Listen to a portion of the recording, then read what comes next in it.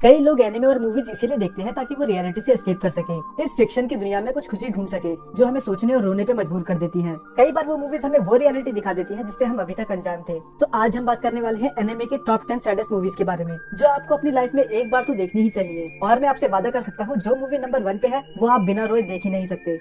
Number 10, the garden of words. The garden of words movie एक 15 साल के लड़के के ऊपर है जिसका सपना है कि उसे जूते बनाने हैं। वो हर बारिश में अपना स्कूल स्किप करके एक गार्डन में जाता था ड्रॉ करने के लिए, और वहीं उसकी मुलाकात होती है एक मिस्टीरियस वुमन से। और ऐसे ही वो हर बारिश में एक दूसरे से मिलते थे। तकाओ को उसके साथ कुछ अलग महसूस होता था जैसा उसने आज तक फील नहीं करा। अब ये बात वो खुद नहीं जानता था कि ये प्यार है या फिर कुछ और, पर दोनों के एज गैप को देखकर उसकी कभी हिम्मत ही नहीं होती कन्फेस करने की, क्योंकि वो 15 साल का था और वो 27 साल की। उसे पता था कि सोसाइटी कभी उन दोनों को एक्सेप्ट नहीं करेगी। ये स्टोरी बहुत ही ब्यूटीफुल है। तो क्या तकाओ कभी उसे कन्फेस कर पाएगा और क्या वो उसका ऑफर एक्सेप्ट करेगी? इसके लिए आपको ये मूवी देखनी पड़ेगी। और अगर हम स्टोरी को हटा भी दे तो इसके एनिमेशन ही मजबूर कर देंगे आपको ये मूवी देखने के लिए।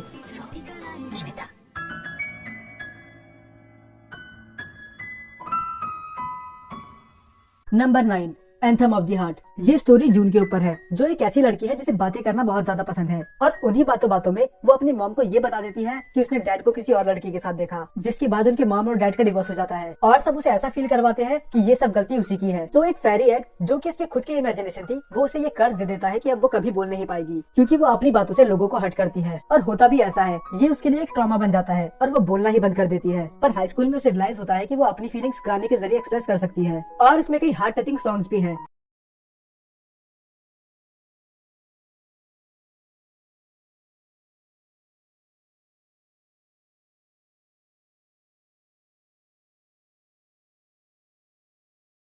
नंबर 8, होतारू नो मोरी। ये कहानी एक 6 साल की लड़की के ऊपर है जिसका नाम है होतारू। वो एक दिन जंगल में खो जाती है और वो वहाँ मिलती है गिन से। दरअसल गिन के पेरेंट्स ने उसे बचपन में ही जंगल में छोड़ दिया था, और उसके ऊपर एक श्राप है कि अगर किसी भी इंसान ने उसे छुआ तो वो मर जाएगा। पर होतारू एक पहली ऐसी इंसान थी जिससे वो मिला। धीरे धीरे होतारू बड़ी हो जाती है। समय के साथ साथ उसे होतारू से प्यार हो जाता है, और उसका एक ड्रीम था कि वो उसे हक कर सके। पर ये बात वो भी जानता है कि अगर ऐसा हुआ तो वो मारा जाएगा। नंबर 7, डोरेमोन स्टैंड बाय मी। हालांकि मुझे पता है कि ये मूवी तो आप सबने डेफिनेटली देखी ही होगी। ये मूवी डोरेमोन के सारे एपिसोड्स को कंपाइल करके बनाई गई है, और अगर आपको इसकी एंडिंग देख के रोना नहीं आया तो मुझे नहीं लगता कि आप एक डोरेमोन फैन हैं।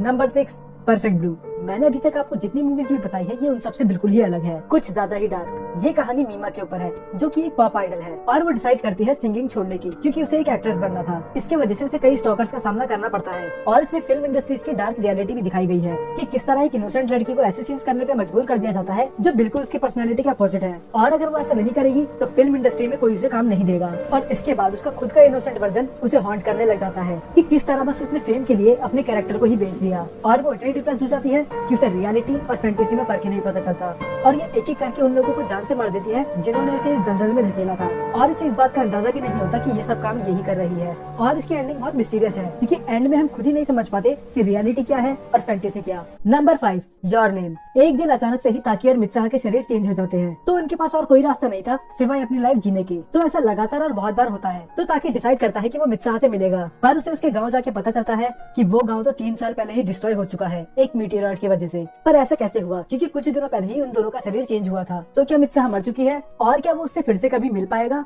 Number 4, I want to eat your pancreas. Sakura को एक बीमारी होती है जिसकी वजह से वो 1 साल के अंदर ही मर जाएगी। तो वो सब चीजें करने लग जाती है जो उसे अपनी लाइफ में करनी थी। तो वो इसके लिए चुनती है हारुकी को, क्योंकि साकुरा अपने दोस्तों को नहीं बताना चाहती थी कि वो 1 साल बाद मरने वाली है, वरना लोग उसे अलग से ट्रीट करते। पर हारुकी उसके लिए एकदम अनजान था, और उसके साथ रहते रहते दोनों को ही एक दूसरे से प्यार हो जाता है। आपको पूरी मूवी देखते समय यही लगेगा कि ज्यादा से ज्यादा क्या होगा, वो 1 साल बाद मर जाएगी। पर इसमें कुछ ऐसा होता है जो शायद आपको ट्रॉमेटाइज कर दे, क्योंकि उस ट्रॉमा से मैं तो अभी तक बाहर नहीं आया। और इस मूवी का एक और फन फैक्ट, साकुरा जिसका मतलब होता है चेरी ब्लॉसम, और हारुकी जिसका मतलब होता है स्प्रिंग, तो इनके नाम ही बताते हैं कि ये एक दूसरे के लिए बने थे।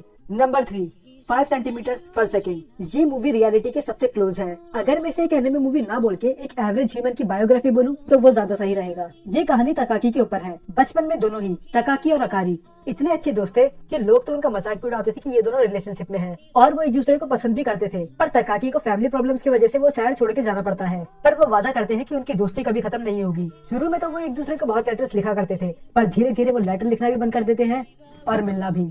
ये बिल्कुल उसी की तरह है कि कैसे हम बचपन में अपने दोस्तों से बात करा करते थे कि हम कभी अलग नहीं होंगे और स्कूल खत्म होने के बाद भी हम मिला करेंगे, पर ऐसा कभी नहीं होता। ये कहानी 3 पार्ट्स में बटी हुई है और तीनों पार्ट में अलग अलग लड़कियां होती हैं, पर तकाकी अभी भी उस चीज से मूव ऑन नहीं कर पाया था और उसकी वजह से वो उस लड़की को मौका नहीं देता जो उस समय पे उससे प्यार करती थी। ये मूवी हमें सिखाती है कि किस तरह हमें लाइफ में मूव ऑन करना चाहिए और किस तरह चीजें हमेशा वैसी नहीं रहती जैसी वो हुआ करती थी। समय के साथ सब बदल जाता है।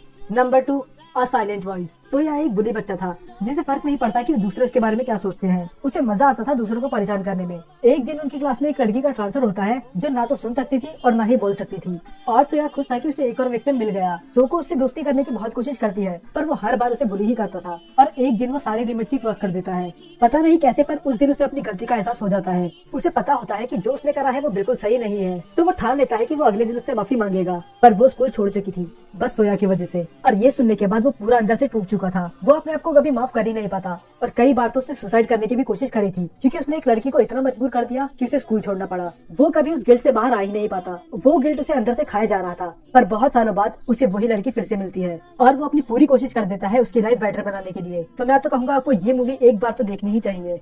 Number 1, grave of the fireflies. मैंने पिछली सभी मूवीज में आपको बोला था कि ये मूवी आपको एक बार जरूर देखनी चाहिए पर इसमें मैं मना कर रहा हूँ। ये मूवी आप तभी देखना अगर आप मेंटली स्ट्रांग हो, क्योंकि अगर आप छोटी छोटी चीजों पे इमोशनल हो जाते हैं तो ये मूवी आपके लिए बिल्कुल नहीं है। और इससे भी फर्क नहीं पड़ता कि आप मेंटली कितने स्ट्रांग हैं, क्योंकि ये मूवी आपको एंड में रुला ही देगी। ये कहानी 2 भाई बहनों के ऊपर है जिनकी कंट्री में वॉर चल रही है और उन्हीं की आंखों के सामने उनके लोग और परिवार मर रहे हैं। तो शुरू में तो वो अपने आंट के पास रहते हैं पर उनके तानों की वजह से उन्हें वहाँ से जाना पड़ता है और दोनों साथ में ही अपनी लाइफ जीने लग जाते हैं। अब वो दोनों वो सब कुछ कर सकते थे जो उनकी आंट उन्हें करने से मना करती थी, जैसे खेलना, चिल्लाना या फिर ज्यादा खाना। शुरू में तो सब कुछ बहुत स्मूथ चलता है पर बाद में लाइफ दिखाई देती है कि वो कितनी क्रूर हो सकती है और हम इसी उम्मीद से मूवी आगे देखते हैं कि कुछ तो अच्छा होगा ही, पर हालात और बुरे होते जाते हैं और हमें बता देते हैं कि लोग और लाइफ कितनी क्रूर हो सकती है। ये एकदम रैंडम लिस्ट थी। ऐसा नहीं है कि जो नंबर 1 पे है वो सबसे अच्छी है और जो नंबर 10 पे है वो सबसे बेकार। ये सभी मूवी इक्वली अच्छी है और अगर आपने इनमें से कोई भी मूवी देख रखी है तो आप कमेंट करके बता सकते हैं।